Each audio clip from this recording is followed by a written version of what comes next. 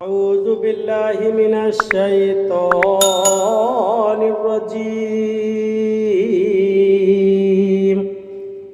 بسم الله الرحمن الرحيم.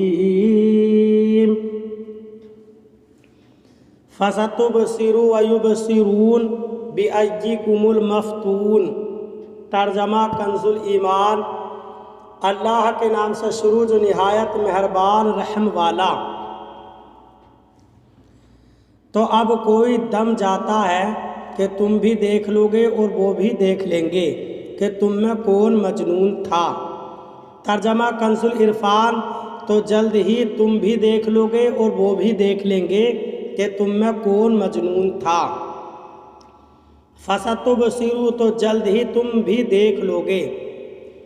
اس سے پہلی آیات میں اللہ تعالیٰ نے اپنے حبیب صلی اللہ علیہ وسلم پر لگائے گئے کفار کے الزام کا جواب دیا اور اپنے حبیب صلی اللہ علیہ وسلم کی شان و عظمت کو بیان کیا. اور اس آیت اور اس کے بعد والی آیت میں ارشاد فرمایا کہ اے پیارے حبیب صلی اللہ علیہ وسلم، جب دنیا میں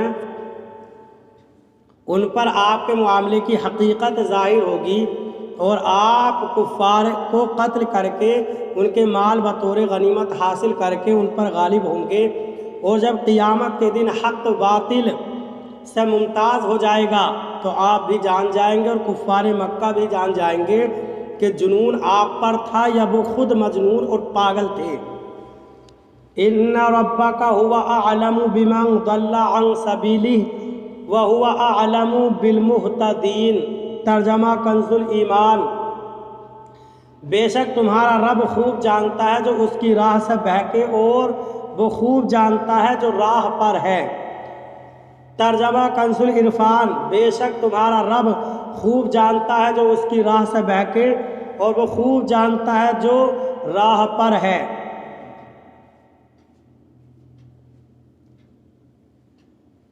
ان ربک هو اعلم بمن ضل عن سبیلہ. بے شک تمہارا رب ہی خوب جانتا ہے اسے جو اس کی راہ سے بہکا.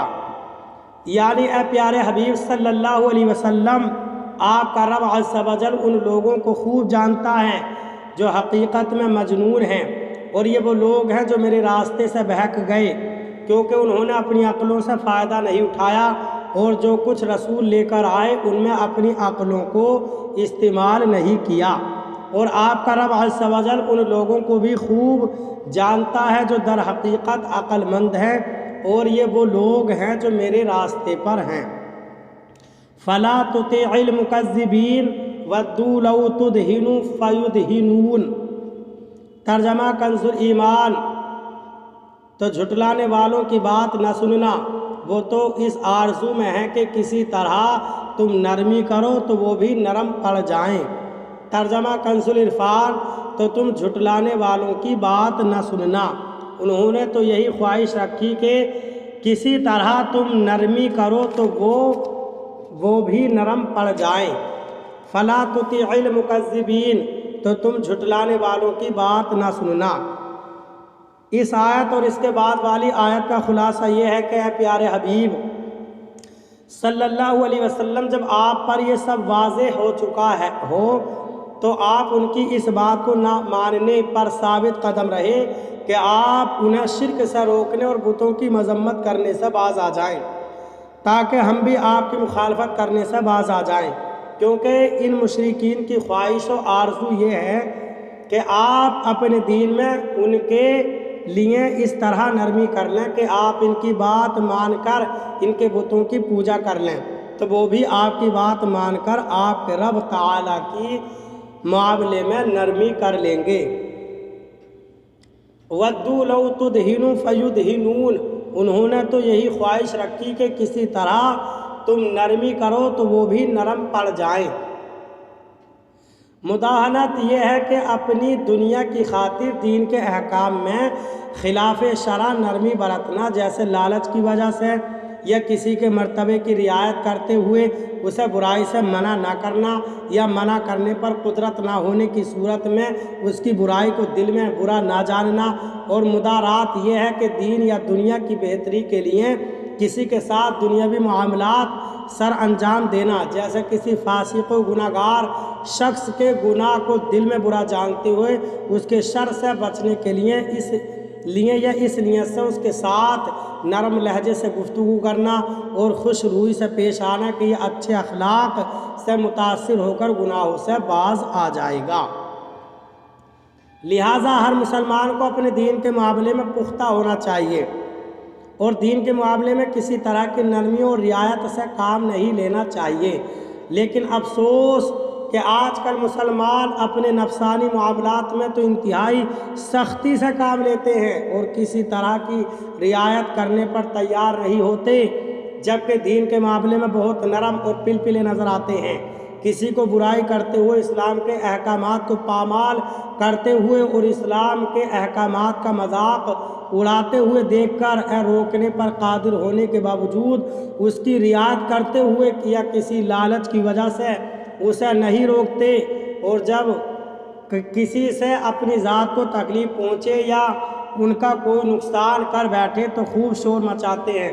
اور بعض مسلمان کہلانے والے تو ایسے ہیں کہ یہودیوں، عیسائیوں اور دیگر کفار سے دوستی اور محبت کے رشتے قائم کرتے، ان کی خاطر اسلام کے بعض احکامات پر عمل کرنا چھوڑتے، ان کی خوشنودی حاصل کرنے کے لیے ان کی مذہبی رسومات کا اہتمام کرتے، ان کی مذہبی رسومات میں شرکت کرتے، انہیں مساجد میں بلوا کر اور مسلمانوں سے اونچا بٹھا کر مسلمانوں کو ان کی تقریریں سنواتے اور ان سے اتحاد اور یگانگت کرنے کی کوشش کرتے، اور دیگر مسلمانوں کو اس کی ترغیب دینے کے لیے باقاعدہ پروگرام منعقد کرتے ہیں۔ حالانکہ اللہ تعالیٰ نے مسلمانوں کو کفار و مشرکین سے دوستی کرنے اور ان سے محبت کا رشتہ استوار کرنے سے منع کیا اور اس سے بچنے کا حکم دیا، اور کفار سے دوستی اور محبت کرنے کو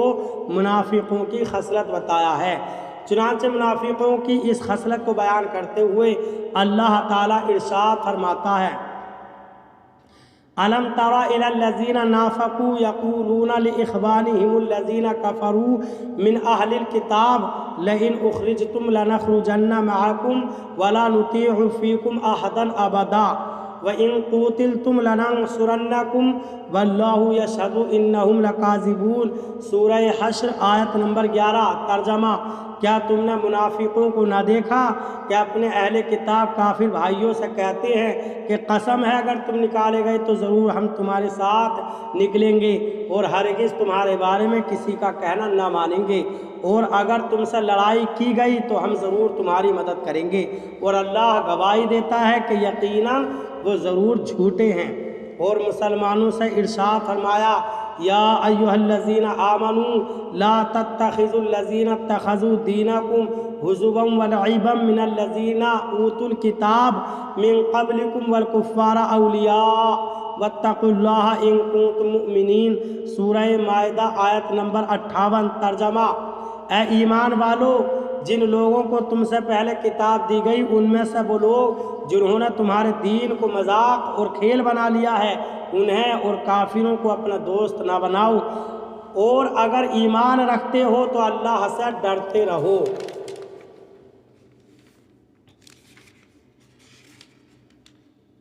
اور ارشاد فرمایا: یا ایھا الذین آمنوا لا تتخذوا الکافرین اولیاء من دون المؤمنین اتریدون ان تجعلوا للہ علیکم سلطانا مبینا۔ سورہ نساء آیت نمبر 144۔ ترجمہ: اے ایمان والو، مسلمانوں کو چھوڑ کر کافروں کو دوست نہ بناؤ۔ کیا تم یہ چاہتے ہو کہ اپنے اوپر اللہ کے لیے صریح حجت قائم کر لو؟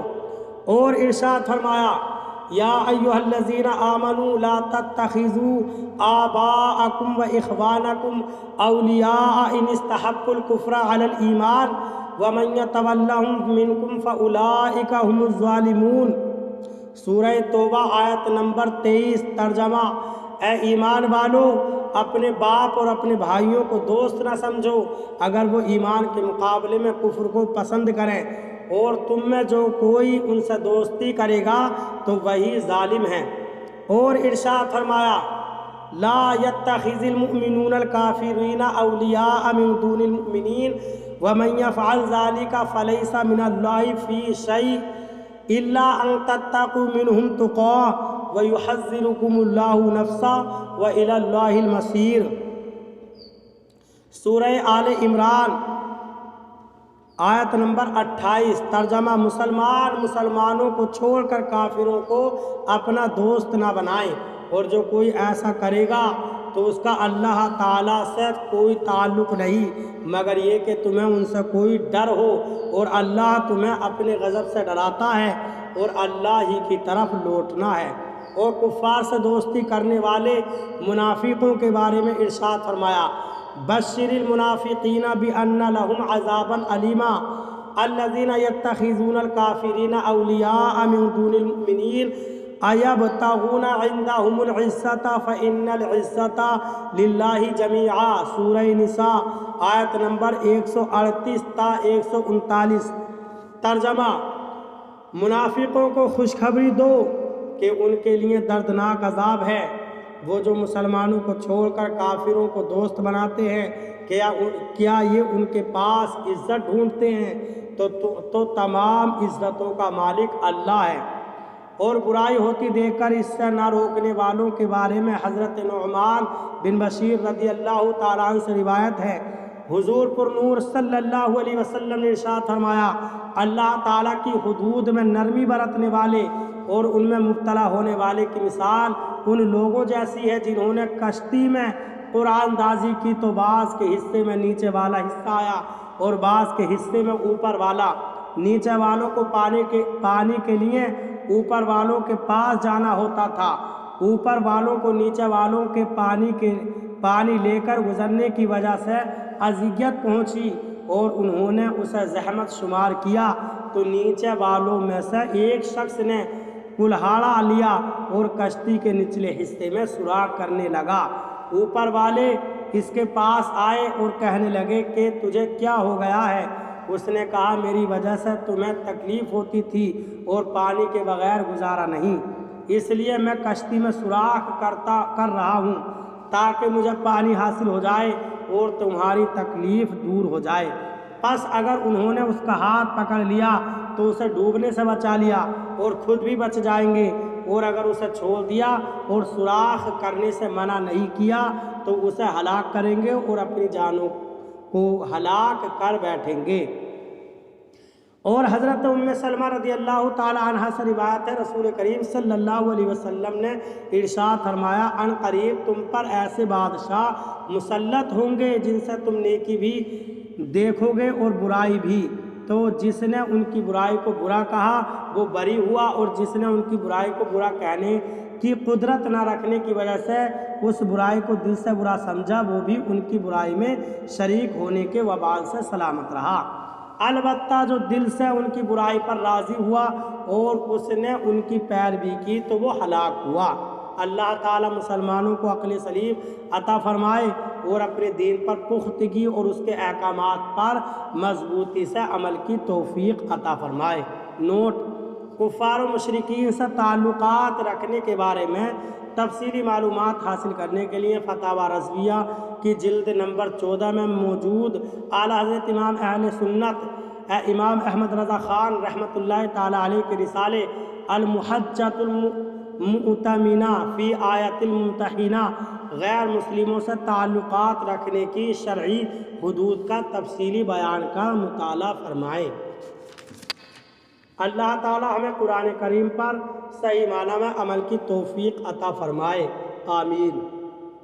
برادران اسلام، آپ تمامی حضرات سے گزارش کی جاتی ہے کہ خود بھی قرآن کریم کی تلاوت، ترجمہ اور تفسیر سماعت کیجیے، اپنے عزیز و اقارب اور رشتہ دار کو بھی شیئر کیجیے تاکہ آپ اس کے ذریعے صدقہ جاریہ کے مستحق ہو جائیں۔